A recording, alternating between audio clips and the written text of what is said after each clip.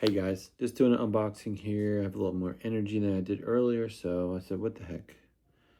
Unboxing a Smith & Wesson revolver in the, guess what, every gun I bought, I think it was like 4 or 5 years ago from Smith & Wesson came in a case, I believe. No, I think the Easy came in a box. Oh, hi. Okay, nice. Okay, you're just partaking. Anyway, so he likes Smith & Wesson. It's his favorite gun. Anyway, I don't really care because I have a million cases and I put my guns in safes, so I'm not sure why I would need a case. If it was my only gun, I probably definitely would want a case. Why? Okay. But in this case, don't really care. But this serves just as good. I guess it'll last long enough. Anyway, so we're boxing a revolver.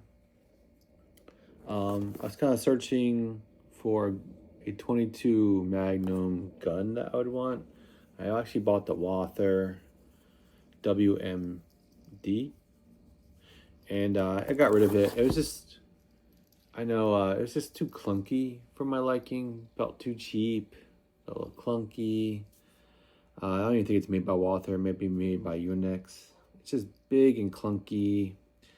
So I just don't find a lot of 22 Magnum guns I like, and as far as handguns, and I think I just kind of want a well-made gun in 22, and to numbs that's expensive. You could buy a revolver.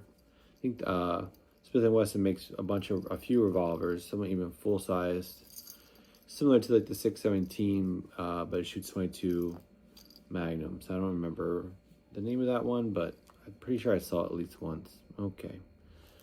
My cat needs attention, apparently. Okay, anyway. You're showing your butt to everyone. Okay. Anyway, first off, I got a few things with it. This is ridiculous. Okay.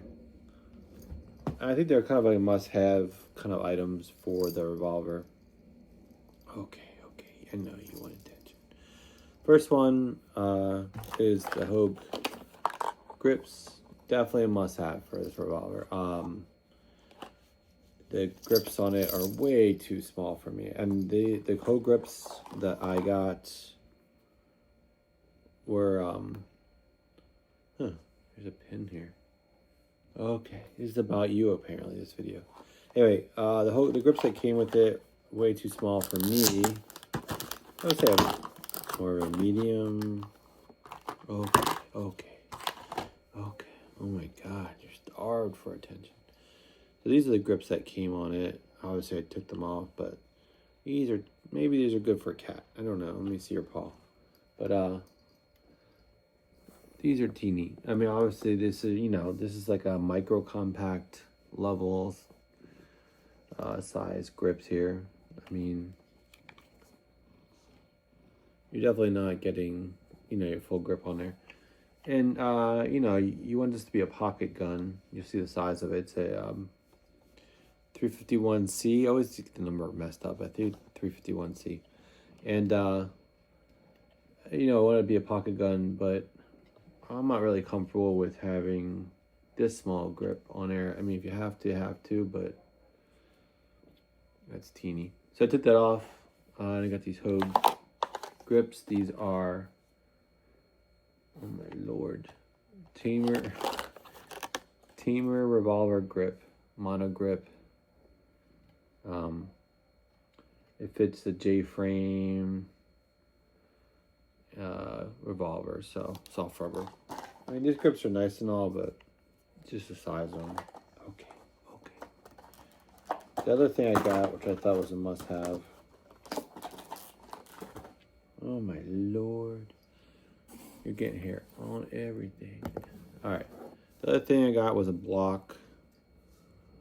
And it is like a kind of like you can get these individually. You can buy it in a bundle deal and get 4 speed loaders and the block, which is pretty cool. So you're shooting I really think you need speed loaders with this kind of gun. It would just, if you're shooting more, shooting 100 rounds, it's gonna take a long time to load it 100 rounds. I mean, it's fun to load it. Just load the cylinder, but speed loaders are great. And these are pretty good speed loaders. Basically, you got 6 in there, and you just basically put it in the gun and you twist it, and it falls into the gun. I think Speed Bees might be a little higher quality. They have kind of like this push button, kind of push these in. Can't remember. These are probably cheaper than Speed Bees. Speed Bees is definitely one of the more expensive ones, but these weren't, super cheap either. But and then you get the rubber tips, which is nice. It's a good self-defense round. Pocket gun, pocket 22 Magnum. This is like a, it's a backup gun for sure. I mean, you might argue that you want a 380 for backup, or a 9mm or 38 special, but I don't know if I use it or not. But concealability, it is a pocket gun, even with the new grips. Okay, even with the new grips, still, I think it. You could use it for self-defense in certain situations, but as a backup. So anyway, so with the block, and I got 4. I feel like I should have got 5, right? To finish off the block. Speed loaders. So okay. Can I do this here? Okay. All right, come here. Sit right here. There you go. Okay. I'm not gonna sit there. All right. So anyway, 351C. Yep, I was right. 351C. So like I said, Smith & Wesson box. This pin might be important. I'm just thinking about this pin that I found. I don't think it. I'm trying to think what I did today that this. It might just be a piece of like nothing here. It might be nothing. Okay. So you can tell my cat. I have a dog now, so my cat's not getting as much attention. So now he wants tons of attention when he can get it. All right, so box. We all know that there's a lock in this nice little hidden area here. Yeah, you want this little box. Anything else? Just a lock, basically, back in there. We have the gun, and then we have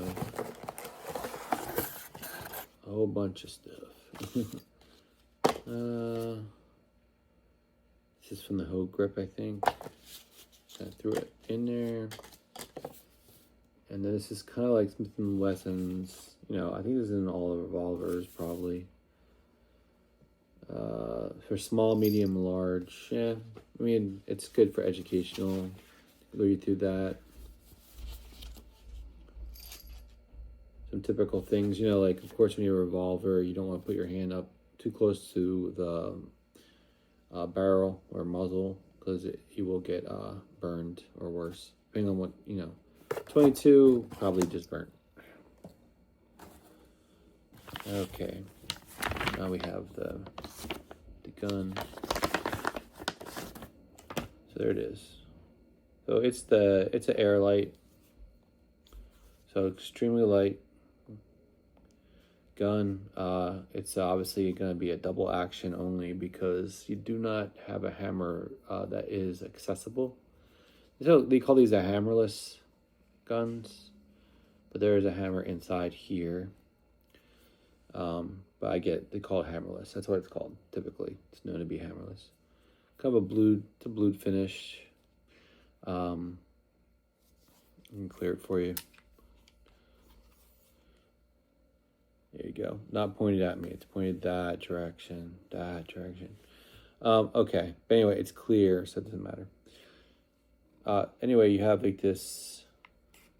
A lot of Smith & Wesson's, like 22 Magnum. They have this little lip here, recessed, where the star is at, the plunger.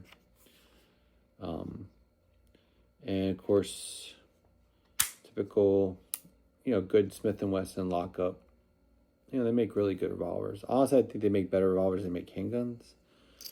Handguns, I just bought one not too long ago, and they feel like a little cheapy on the cheap side. Even the more, even the Performance Center ones sometimes. And we'll get to that another time. Yeah, so see the trigger isn't really polished, it's kind of black, but that's okay. I mean, so like I said, this is very concealable 22 Magnum gun, you know, and you just take one of these. I'm not gonna really do it, but you just kind of put it in there, you twist it, twist this right here, it just drops right in there. Yeah, like that. And then so you would just like twist this and it would drop in. So easy to load. People have like stripper clips. It's kind of like a single thing. It loads 3. I never use that, but you know. Okay. But anyway, the main thing is, so you have kind of like an indentation here for the back sight, and your front sight is a dot. I don't think the dot is anything but a dot. I think it's just a white dot. No, yeah, I think it's just a white dot. I don't think it's anything else. You can change this and upgrade it. Looks like there's a hole right there to allow you to get that, pull it out, and put a different one in there, maybe a fiber optic or something if you want. This railing, what could you do with it? I'm not sure, honestly. Maybe you could put a compact red dot on it or something. I don't know if that's just for sight purposes, or you could put like a little red dot or something. Like I said, double action only, so I think you have to put a lot of rounds to this to loosen up the trigger. It is a heavy trigger. But I do like the fact that it's hammerless, because it would make a good pocket gun. So I wouldn't mind getting this some point in 38 special and then actually carrying it for defense. Like I said, this is more, to me, it's going to be a fun range gun. I wouldn't carry 22 Magnum as a self-defense gun, even as a backup. 38 special, I'd feel more comfortable. Maybe even something that is 357, and then I can put 38s in it if I want. That's because it's, you know, these are light guns. That's the thing. Okay, so it's super light. It's hammerless. It's pocket carry.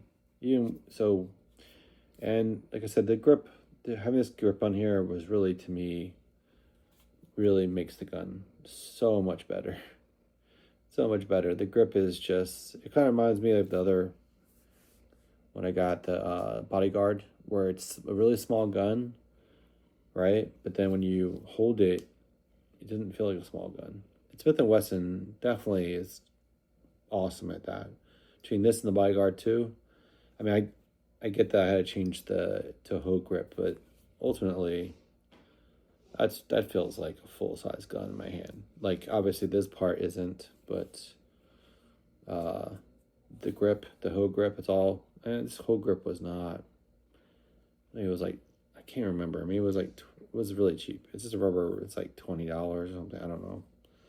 Might go at prices, but yeah, so I think this gun just feels like a better quality than that WMD felt. It felt really clunky, big, and ugly. It was ugly. And, you know, I don't know, I just thought the quality wasn't great. And I'm used to buying, I would say, medium to high quality guns. Not really like high, like an Atlas or something, or Staccato, but like, you know, I would say like, I don't know. Sorry, I'm a big fan of SIG, and they feel good. You know, FN has kind of have a higher quality parts. It feels like higher quality. I'm not gonna argue which, you know, who makes better guns and this and that, but like when I buy SIGs too, I buy the Legions. You gonna jump off finally? Jeez, the Legions. I don't buy the regular SIGs, so I don't know what the quality is on them. But like, you can't only go so far. With Smith & Wesson, obviously revolvers, to me, you could buy a PC revolver, they're really nice. But for Smith & Wesson handguns, I don't know. They don't have a lot of handguns to me that are super high quality as far as like luxurious, that the way SIG does, or FN or whatever. But they make really good handguns that I would definitely like. You'll see when the Bodyguard, my issue with that. But anyway, yeah. So like I said, this is not, you know, this is my collection, so like, yeah, I'm gonna shoot it. But I'm saying ultimately, if I was gonna buy 3 guns, this wouldn't be one of them. I would consider like a 38, 57, similar. Obviously, it won't be this small, but pretty small, pocket style gun. 38 special. I feel because you can maybe if it's rated for plus. I think there's 38 special plus P rounds or whatever, or self defense rounds. To me, that's pretty good. This to me, I just wanted a good 22 Magnum. I love that cartridge. It's fun to shoot. You shoot stingers, you shoot whatever. And this is a fun time to shoot at the range. I wouldn't shoot this ammo, probably. It's more of a self-defense round. But, yeah. Anyway, that's it. It's a really heavy trigger. I don't know if we're supposed to dry fire. 22 Magnum. And 22, they're like really crazy about dry firing. I think it's probably safe, but I don't know. You can tell me, all three of you that will watch this. All right, that's it. One last look. Super light, hammerless, concealable, 22 Magnum. Of course, they do make one with a hammer too, that exposed hammer. So there you go. Thank you.